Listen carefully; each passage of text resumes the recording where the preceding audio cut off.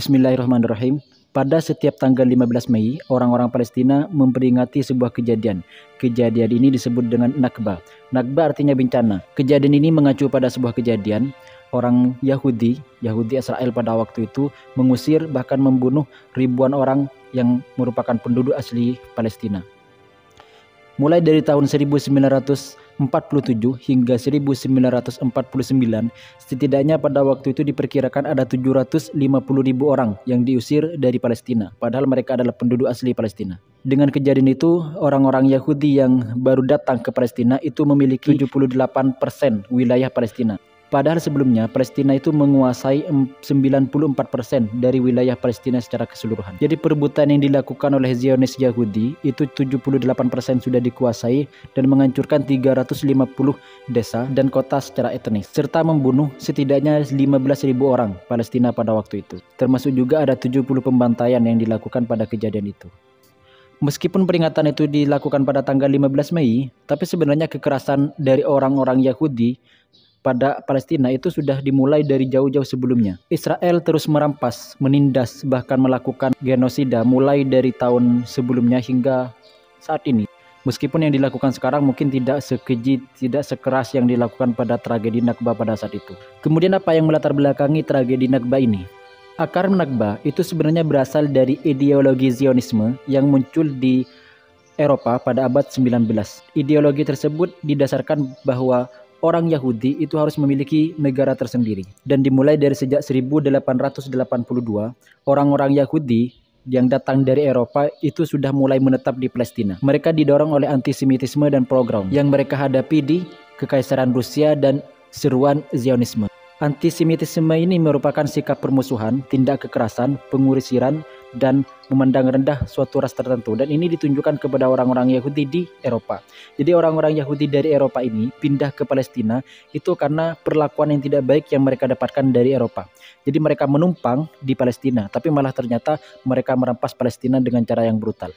Pada tahun 1896, seorang jurnalis Wina, Theodor Herzl, itu menerbitkan sebuah jurnal yang kemudian di sana ada pamflet yang diyakini sebagai ideologi Zionisme. Di situ disebutkan sebuah Der Judestaat atau negara Yahudi.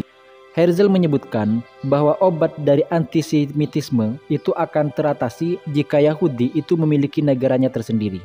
Karena antisemitisme ini sebenarnya sudah berlalu berabad-abad di tanah Eropa. Jadi orang-orang Yahudi ini harus memiliki negaranya tersendiri untuk mengobati antisemitisme yang sudah berlalu selama bertahun-tahun. Dan ketika memiliki konsep bahwa Yahudi harus memiliki rumah tersendiri, negara tersendiri, ada beberapa orang yang mengusulkan mereka bertempat di Uganda dan Argentina. Tapi pada akhirnya mereka menyuarakan untuk bertempat di Palestina. Mereka memiliki konsep bahwa tanah suci yang dijanjikan pada mereka di Alkitabiah itu adalah di tanah Palestina, yang dijanjikan kepada orang-orang Yahudi.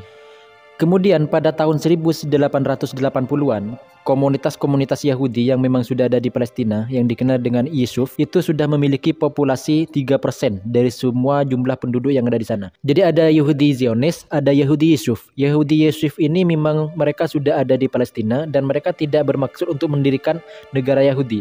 Nah, Yahudi Zionis ini adalah seorang pendatang dan mereka ingin membuat sebuah negara Yahudi yang ada di Palestina. Tapi pada akhirnya Yahudi Yishuv ini mereka berkolaborasi dengan Inggris.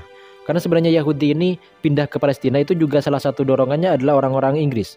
Yang cikal bakal konflik antara Palestina dan Israel ini berasal dari Arthur Balfour yang menulis surat, dan di surat itu memiliki perintah terhadap Inggris untuk memfasilitasi orang-orang Yahudi pindah ke Palestina. Nah, pada tahun 1917, sebelum dibangunnya Mandat Inggris adalah sebuah wilayah yang ada di Palestina. Wilayah ini yang nantinya akan dijadikan tempat orang-orang Yahudi dari Eropa tinggal di Palestina. Jadi pada tahun 1917 ini, Arthur Balfour ini menulis surat yang dikirimkan kepada salah satu pimpinan komunitas Yahudi di Inggris, yang inti dari surat ini adalah memberikan perintah kepada orang-orang Inggris untuk mendirikan rumah nasional bagi orang-orang Yahudi di Palestina. Berasal dari surat ini, akhirnya didirikanlah Mandat Inggris di Palestina. Mandat Inggris ini tempat untuk orang-orang Yahudi dari Eropa pindah ke Palestina. Kemudian surat dari Arthur Balfour ini disebut sebagai Deklarasi Balfour. Inti dari perjanjian tadi, surat dari Arthur Balfour itu merupakan yang kita kenal sebagai Deklarasi Balfour. Itu sebenarnya inti dari itu semua adalah Chaim Weizmann. Chaim Weizmann ini merupakan salah satu pimpinan Zionis Rusia dan dia juga ahli kimia. Chaim Weizmann ini memiliki beberapa peran di Perang Dunia ke-1. Gara-gara peran yang dia miliki di Perang Dunia I hingga menyebabkan dia memiliki koneksi yang baik dengan eselon pemerintahan Inggris. Nah, gara-gara koneksi yang baik itu, Weizmann kemudian mengadakan lobby keras selama kurang lebih 2 tahun. Dia berkoneksi melobi kepada Perdana Menteri Inggris David Lloyd George dan mantan Menteri Luar Negeri Arthur Balfour.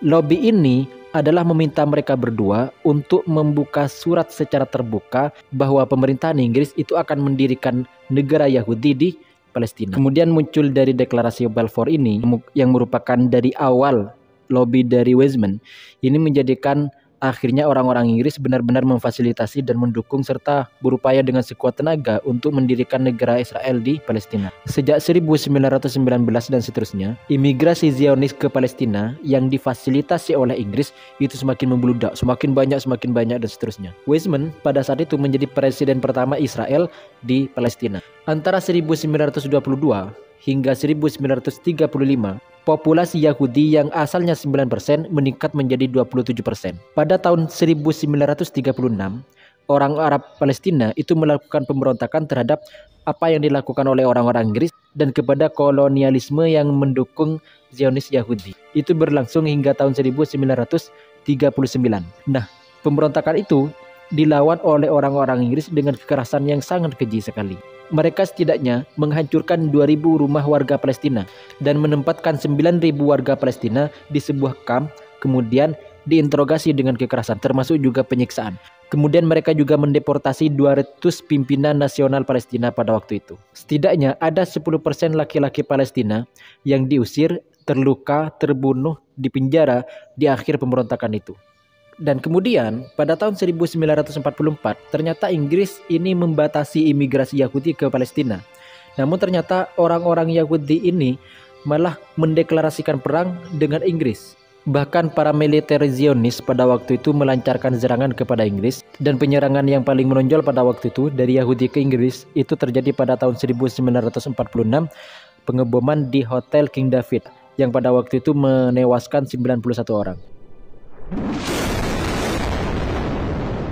Hingga pada tahun 1947, pemerintah Inggris ingin menyerahkan kekacauan yang telah terjadi di Palestina ini kepada PBB dan mengakhiri proyek kolonialnya di Palestina pada saat itu juga. Setelah semuanya dipasrahkan kepada PBB pada tanggal 29 November 1947, PBB mengadopsi resolusi 181. Isi dari resolusi ini adalah membagi 2 wilayah Palestina, sebagian kepada Yahudi dan sebagian lagi kepada orang-orang Arab Palestina. Pada saat resolusi ini dikeluarkan, orang-orang Yahudi itu sebenarnya adalah 1/3% dari seluruh penduduk populasi yang ada di Palestina. Dan mereka hanya memiliki kurang dari 6% wilayah yang ada. Setelah resolusi ini dikeluarkan, Yahudi ternyata malah mendapatkan 55% dari seluruh wilayah Palestina yang ada. Dari 55% yang diberikan kepada orang Yahudi ini, mencakup banyak kota yang mayoritas penduduknya adalah orang Arab Palestina. Dan garis pantai penting dari Haifa hingga Jaffa. Negara Arab Palestina pada waktu itu akan kehilangan banyak lahan pertanian, hingga menyebabkan orang-orang Palestina menolak terhadap proposal ini. Setelah resolusi 181 ini dikeluarkan, pecahlah perang antara orang Arab Palestina dengan Zionis Yahudi. Dan tentunya kemampuan dari Zionis Yahudi ini tentu tidak sama dengan kemampuan orang-orang Palestina. Orang-orang Zionis Yahudi ini mendapatkan pelatihan, bahkan memiliki senjata yang sangat banyak sekali karena mereka sudah berlalu bersama Inggris di Perang Dunia Kedua. Yang dilakukan Zionis pada waktu itu adalah melakukan serangan besar-besaran kepada warga-warga Palestina dengan begitu kejam dan keras, dengan tujuan mengusir warga Palestina dari wilayah yang telah ditentukan untuk dimiliki mereka. Dari perang ini, pembantaian massal ini berujung pada Nakba. Jadi yang terjadi pada inti Nakba ini atau tragedi Nakba ini adalah yang pertama pembunuhan massal yang dilakukan Yahudi kepada Palestina, kemudian pengusiran dalam jumlah yang begitu besar, dan agar Yahudi bisa mendapatkan tanah yang diberikan oleh PBB secara benar-benar dimiliki secara utuh. Tidak ada orang Palestina sama sekali di tempat itu. Sebenarnya pengusiran terhadap orang-orang Arab Palestina ini itu sudah dilakukan mulai dari mandat Inggris berlaku. Cuman yang lebih semakin besar, semakin terjadi, semakin menjadi-jadi itu dimulai dari ketika PBB mengesahkan resolusi 181. Dalam kurun waktu 6 bulan, mulai dari Desember 1947 hingga pertengahan Mei 1948, orang Zionis Yahudi ini mengusir 440.000 warga Palestina dari 220 desa. Sebelum tanggal 15 Mei, ada banyak pembantaian yang terjadi. Salah satu pembantaian yang terjadi pada waktu itu adalah Baldat Ash-Sheikh pada 30 Desember 1947, menewaskan hingga 70 warga Palestina. Pembantaian Sak-Sak yang terjadi pada 14 Februari 1948 yang mengakibatkan 16 rumah diledakkan dan 60 orang kehilangan nyawanya. Dan pembantaian Deir Yassin yang terjadi pada 9 April 1948. Sekitar 110 warga Palestina, laki-laki, perempuan dan anak-anak pada waktu itu dibantai, dibunuh. Berapa orang warga Palestina yang mengungsi? Pada paruh pertama tahun 1949 ada sekitar 750.000 warga Palestina yang diusir secara paksa atau mereka melarikan diri ke negara lain. Para Zionis ini telah melakukan 223 kekerasan, pembantaian, kekejaman pada tahun 1949. Setelah itu ada 150.000 warga Palestina yang masih menetap di daerah Palestina yang sudah dikuasai Israel pada waktu itu, dan 30.000 hingga 40.000 dari 150.000 tadi menjadi pengungsi internal di tempat itu. Setelah negara Israel berdiri, pembantaian dan pengusiran terhadap orang-orang Palestina tetap dilakukan.